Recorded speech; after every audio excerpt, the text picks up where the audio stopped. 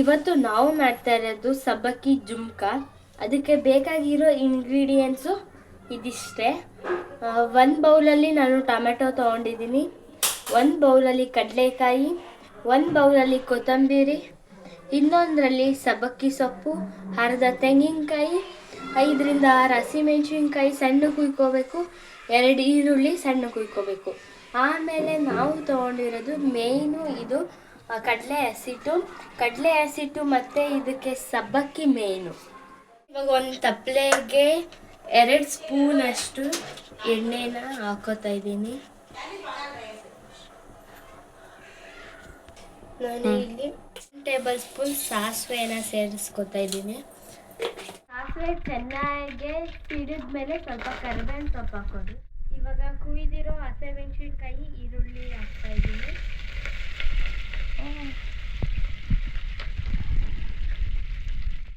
ಈರುಳ್ಳಿ ಚೆನ್ನಾಗಿ ಫ್ರೈ ಮಾಡ್ಕೋಬೇಕು. ಇದ್ದಿದ್ದು ಕಡಲೆಕಾಯಿನೆಲ್ಲ ಹಾಕೋತಾ ಇದ್ದೀನಿ.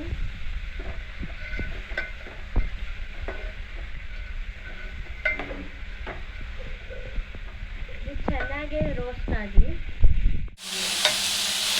ಚೆನ್ನಾಗಿ ಈರುಳ್ಳಿ ಫ್ರೈ ಆಗ್ತಾ ಇದೆ, ನೋಡ್ತಾ ಇರ್ಬೋದು. ಇನ್ನೂ ಇದು ಬ್ರೌನ್ ಆದರೆ ಟೇಸ್ಟ್ ಸಖತ್ತಾಗಿರುತ್ತೆ. ಚೆನ್ನಾಗಿ ಫ್ರೈ ಆಗ್ತಾ ಇರಲಿ. ನಾವು ಅಷ್ಟೊತ್ತಿಗೆ ಸ್ವಲ್ಪ ಹಿಟ್ಟನ್ನ ಕಲಿಸ್ಕೊಳ್ಳೋಣ. ಬನ್ನಿ, ಸ್ವಲ್ಪ ಈ ಹಸಿ ಹಿಟ್ಟನ್ನ ಕಲಿಸ್ಕೋಬೇಕು. ಈ ಥರ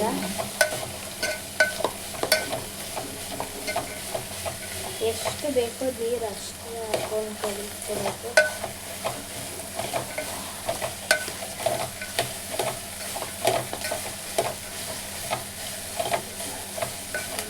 ಇದು ತೆಳ್ಳಗೆ ಇರಬೇಕು, ಫುಲ್ಲು ತೆಳ್ಳಗೆ ಕಲಿಸ್ಕೊಳ್ಳೋಣ.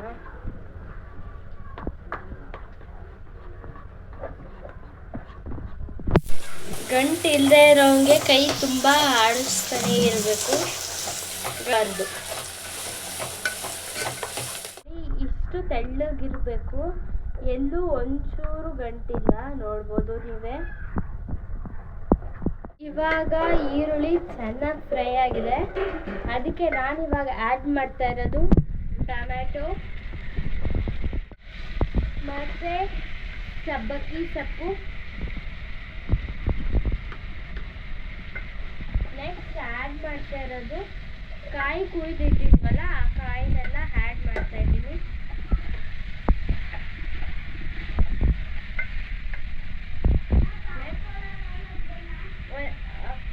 ಸ್ಪೂನ್ ಟರ್ಮರಿಕ್ ಪೌಡರ್ನ ಸೇರಿಸ್ತಾ ಇದ್ದೀನಿ.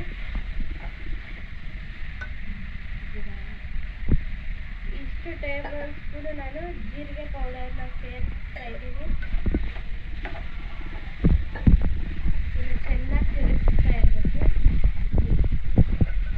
ನೆಕ್ಸ್ಟ್ ನಾನು ಇದಕ್ಕೆ ಆ್ಯಡ್ ಮಾಡ್ತಾ ಇರೋದೇ ಉಪ್ಪು. ಎಷ್ಟು ರುಚಿಗೆ ಬೇಕೋ ಅಷ್ಟು ಉಪ್ಪನ್ನ ಸೇರಿಸ್ಕೋಬೇಕು. ಇದನ್ನು ಚೆನ್ನಾಗಿ ರೋಸ್ಟ್ ಮಾಡ್ತಾ ಇರಬೇಕು. ನಾನು ಇದಕ್ಕೆ ಇನ್ನೂ ಅರ್ಧ ಟೇಬಲ್ ಸ್ಪೂನ್ ಅಷ್ಟು ಉಪ್ಪನ್ನ ಹಾಕೋತಾ ಇದ್ದೀನಿ.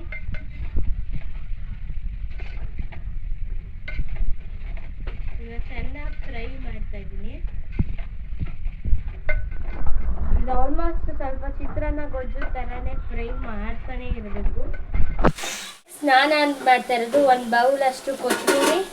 ನಾವು ಸಬ್ಬಕ್ಕಿ ವಾಸನೆ ಗಮ್ ಅಂತ ಇರುತ್ತಲ್ಲ, ಅದು ಸಬ್ಬಕ್ಕಿ ಎಲ್ಲ ಹಸಿ ವಾಸನೆ ಎಲ್ಲ ಹೋದ್ಮೇಲೆ ನಾವು ಅದು ಹಸಿ ಹಿಟ್ಟನ್ನ ಕಲಿಸ್ಕೊಂಡಿದ್ದೀವಲ್ಲ ಅದನ್ನು ಆ್ಯಡ್ ಮಾಡಬೇಕು. ಈ ಥರ ನಾನು ಇನ್ನೊಂದು ಸ್ವಲ್ಪ ವಾಟರ್ ಆ್ಯಡ್ ಮಾಡ್ಕೊಂಡು ಈ ಥರ ತೆಳ್ಳಗೆ ಕಲಿಸ್ಕೊಂಡಿದ್ದೀನಿ. ಎಲ್ಲೂ ಒಂಚೂರು ಗಂಟಿದ್ರೆ ಅದು ಹಾಳಾಗ್ದಂಗೆ. ನೋಡ್ತಾ ಇರ್ಬೋದು ಸಬ್ಬಕ್ಕಿ ಎಲ್ಲ ಎಷ್ಟು ಫ್ರೈ ಆಗಿದೆ. ಇದಕ್ಕೆ ನಾನು ಇವಾಗ 1 ಚಂಬು ಬಿಸಿ ನೀರನ್ನ ಉಳಿತಾ ಇದ್ದೀನಿ.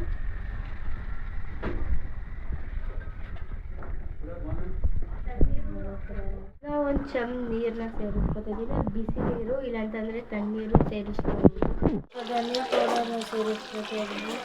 ನಾನು ಈ ಹಸಿಟ್ಟು ಏನು ನೀರಾಗಿ ಕಲಿಸ್ಕೊಂಡಿದ್ದೆ ಅದನ್ನು ಆ್ಯಡ್ ಮಾಡ್ತಾ ಇದ್ದೀನಿ.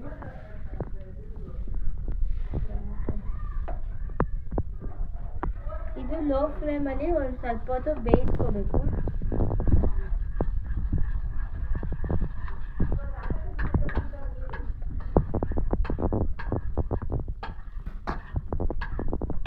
ಸಣ್ಣದಲ್ಲೇ ಬಿಟ್ಟಿದ್ದೀನಿ, ಸ್ಟವ್ ಫ್ಲೇಮ್ನ ಸಣ್ಣದಲ್ಲೇ ಇರಬೇಕು. ಅದು ಈ ಥರ ಗಟ್ಟಿ ಆಗ್ತಾ ಇರುತ್ತೆ, ಕೈ ಬಿಡ್ದಂಗೆ ಕಲಿಸ್ತಾ ಇರಿ. ಇದು ಚಪಾತಿ ಜೊತೆ ಎಲ್ಲ ಟೇಸ್ಟ್ ಮಾತ್ರ ಚೆನ್ನಾಗಿರುತ್ತೆ. ನೋಡ್ತಾ ಇರ್ಬೋದು ನಾನು ಆವಾಗಲೇ ಎಷ್ಟು ನೀರು ಹಾಕಿದೆ, ಎಷ್ಟು ಗಟ್ಟಿ ಆಗಿದೆ ಅಂತ. ಈ ಥರ ರೆಡಿ ಆದರೆ ಸಾಕು. ಇಷ್ಟೇ ಗಟ್ಟಿಯಾಗಿರಬೇಕು, ಜಾಸ್ತಿ ಗಟ್ಟಿ ಆದರೆ ಚೆನ್ನಾಗಿರಲ್ಲ ತಿನ್ನೋಕ್ಕೆ.